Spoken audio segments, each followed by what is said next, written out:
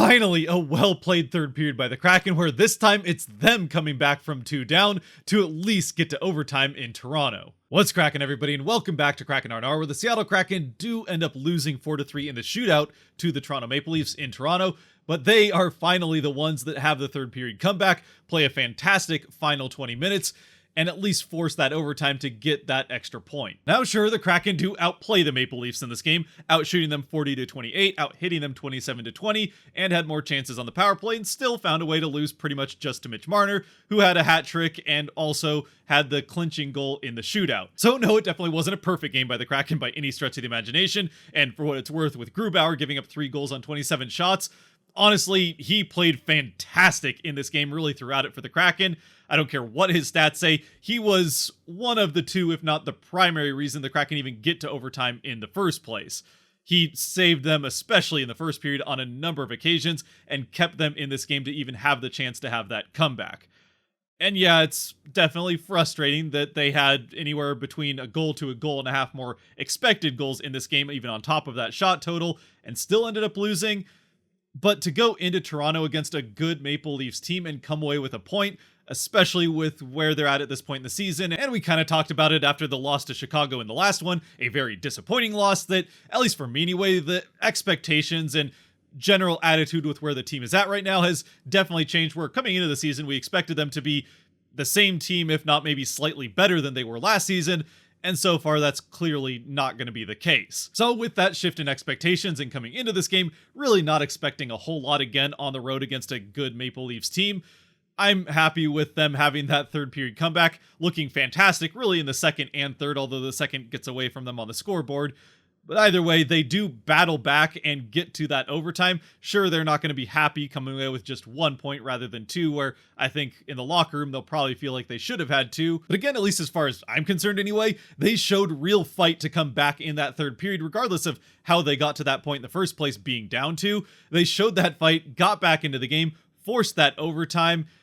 And you know what? That's something that we really haven't seen from this team. In fact, we've seen the exact opposite on a number of occasions where they've been the team blowing multi-goal leads, even in the third period, like the Maple Leafs do here, going to overtime and even losing a couple of those. So for them to be the team that fights back from whatever adversity they faced through the first 2 periods and come away with at least that 1 point, honestly, to me, that's as good a sign as any that the Kraken might have a chance to use that as momentum and get things turned around. And actually being able to fight back and have a good third period like that with how things have been going might even be better than the Kraken coming in and having a normal win. Obviously, 2 points in the standings would be better than the 1, but to actually have to fight back and do that for the first time this season, while we've seen them have good appearances in games and come away with wins against good teams on the road, but to be able to fight back to at least get 1 point is not really something we had seen. Again, 2 points better than 1, but that is why, like I said on the stream, which if you did join for the stream, thank you for doing that, the Seahawks part of it really didn't seem to add that much, so I don't know if I'll be doing the double stream thing in the future, but thanks for joining for the Kraken part of it anyway. But like I said in that stream, this is the first time this season that the Kraken have come away with 1 point, and I've felt good about it because, well, in the other 5 times that that's happened, it was usually the Kraken blowing leads or doing something dumb to end up in overtime in the first place, to end up losing those games. There was at least the one other game where they did have that late goal to tie it to get to overtime, but they'd already blown a lead in that game, and I think in the third period, to put them in the position where they needed to tie it late in the first place. So this was the first one where they really did fight back and kind of steal a point in this game. But anyway, that's where I'm at with it right now. If you feel differently, feel free to let me know down in the comments. Unfortunately, before we can even get to the game though, there's bad news for the Kraken, as Jaden Schwartz, after exiting on a non-contact play, he was hit in the foot by a puck, so maybe that's what ends up causing it, but he was put on IR by the team before this game, so Studenique gets his first start for the Kraken. He's played 44 career games between Dallas and New Jersey, I'm pretty sure is what they said on the broadcast. Either way, Studenique, his first game for the Kraken, and it did mean that that fourth line then of Studenique, Podorowski, and Belmar was pretty much a true fourth line and didn't get a ton of playing time. Even aside from that, though, it really sucks to lose Schwartz, who has been fantastic for the Kraken here in the early part of the season. one of few players that has really been a standout for the Kraken here through the first quarter of it. I mean, yeah, he had slowed down a little bit, but he was still second in goals and third in points on the team coming into this game. So definitely a big hit for the Kraken. Hopefully he's not out for too long, but being on IR, he is going to have to be out for, I think it's at least 2 weeks. I should probably know it off the top of my head, but I don't. So either way, he's going to be out for a little bit for the Kraken, and that does hurt this team. As we do get into the game, though, like I said, the first period really doesn't go fantastically for the Kraken.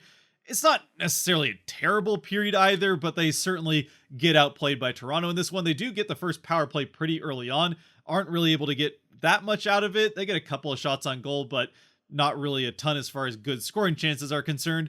And then Toronto gets a power play not long after, which they are able to score on. It comes off of a broken play that starts behind the Kraken net on the kill.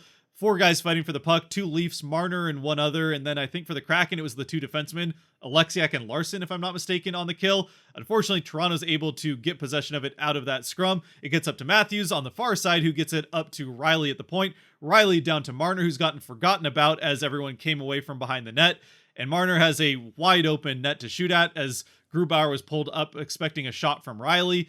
No one sees Marner, including Grubauer. He tries to dive back and get his stick in the way, just barely isn't able to, and Marner isn't going to miss the empty net, so it's 1-0. And just a couple minutes later, the Kraken would send the Leafs right back to the power play, and once again, it would come to an end early. Although this time, it's not because the Leafs score, although they very nearly did. I think it was almost right off the faceoff. Tavares gets 2 chances right in on Grubauer. Grubauer with a nice pad save on one side, then a rebound right to Tavares. He gets a shot off on the other side, but Grubauer is able to outstretch his toe to make the save on that one as well. So big saves there. He'd already come up with a big save on Nylander, another save on Yarncroke, and he would have a later save on Nylander, who was wide open on the slot when Dunn just threw the puck into the wide open slot. Nylander's the only one within, I mean, at least 15 feet of that play.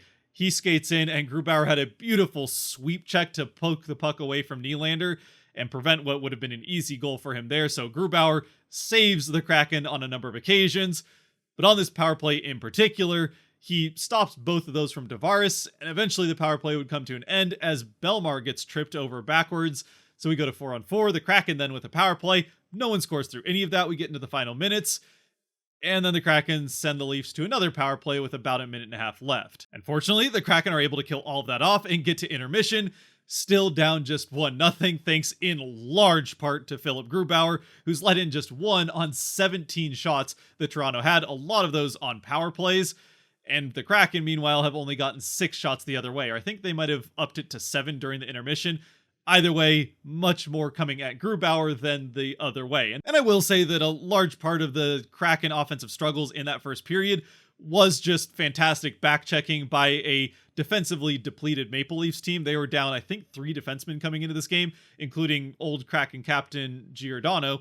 But still, it's not a great first period from the Kraken, who do get outshot significantly and still have 15 seconds of power play left to kill to enter the second. And while they do technically kill those 15 seconds, right as it comes to an end, before Borgens hardly even stepped onto the ice, Matthews throws the puck down to Marner for a one-timer, and he finds the top corner of the net, near side over the shoulder of Grubauer, who might have been a bit low to the ice. He had both his pads down, expecting a shot, I guess, down low. It goes over his shoulder, blocker side and in.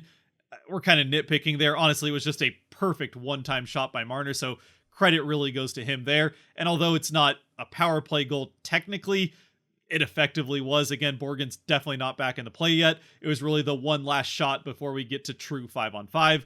Marner has his second, and the Kraken are down 2-0. A couple minutes later, though, the Kraken would get their third attempt on the power play, and it's a power play for the Kraken that they really needed to at least get some chances off on net, create a little bit of momentum, and try to get things rolling in their direction, as up to this point it had been pretty much all Maple Leafs.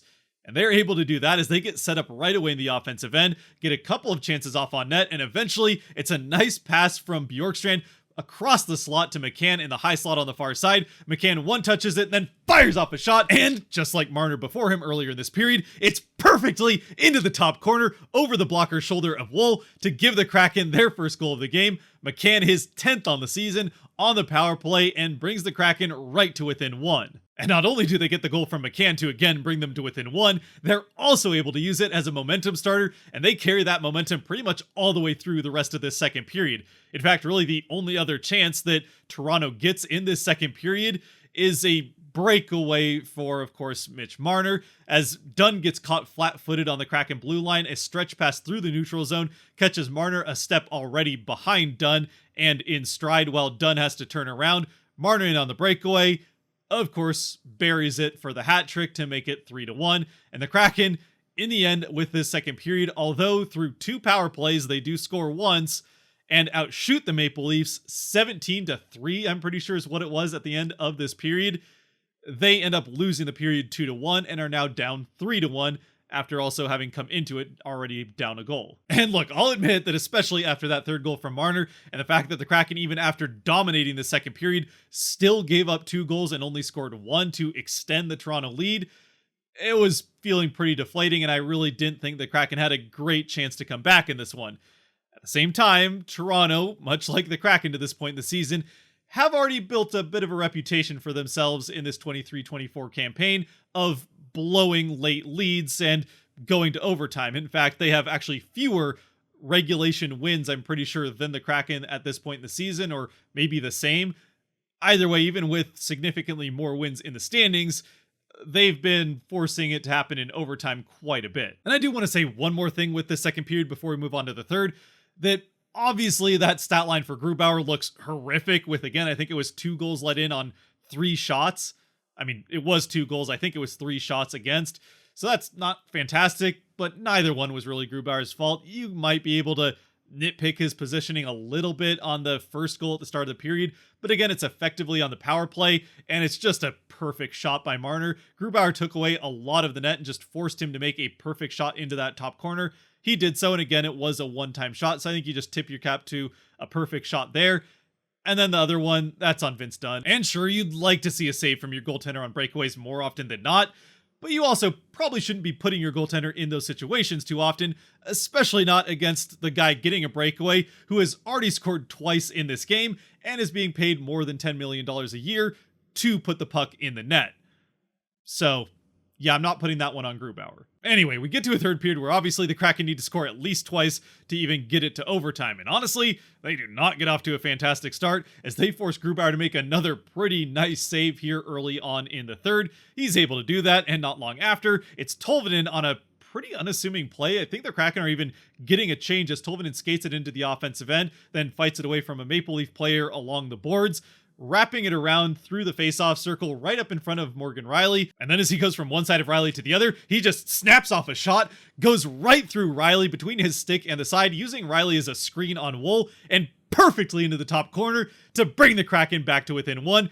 Tolvanen with a seeing eye shot there. Again, a beautiful play by him. He just fires off a shot and finds the back of the net to get the Kraken at least a chance here with still the majority of the third period remaining. For Golvanen, it's his 6th of the season, as he's starting to catch fire here a little bit offensively, certainly warming up after a slow start at that end of the ice for him to the season. He was still playing fantastic defensively and has kept that up as the offense starts to get there. He had a couple of fantastic one-timers on the power play earlier on in this game, wasn't able to score on them, but it's good to see him finally starting to fire those off, which is one of the ways the Kraken want to be scoring on the power play. It just hasn't really happened yet. And a few minutes later, he'd get another chance on the power play as the Kraken get their 5th power play of the game, and they hold the offensive zone for the vast majority of it. In fact, I think the first minute and a half straight, they're in the offensive end, getting shots off, cycling the puck well. Bjorkstrand has a few shots. In the end, Bjorkstrand actually has 9 shots on goal in this game, but doesn't manage to score. So yeah, he's definitely feeling himself offensively as well. Either way, the Kraken don't end up coming up on this power play, even with a chance there to tie it midway through the third.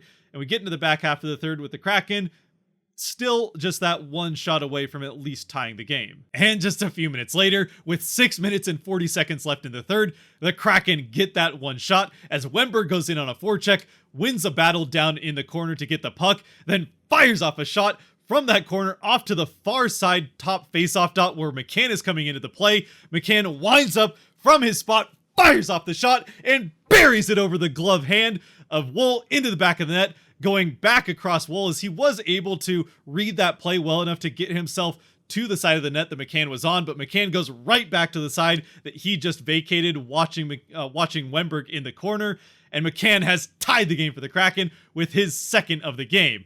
Of course, Jared McCann, the pick by the Kraken in the expansion draft from these Toronto Maple Leafs.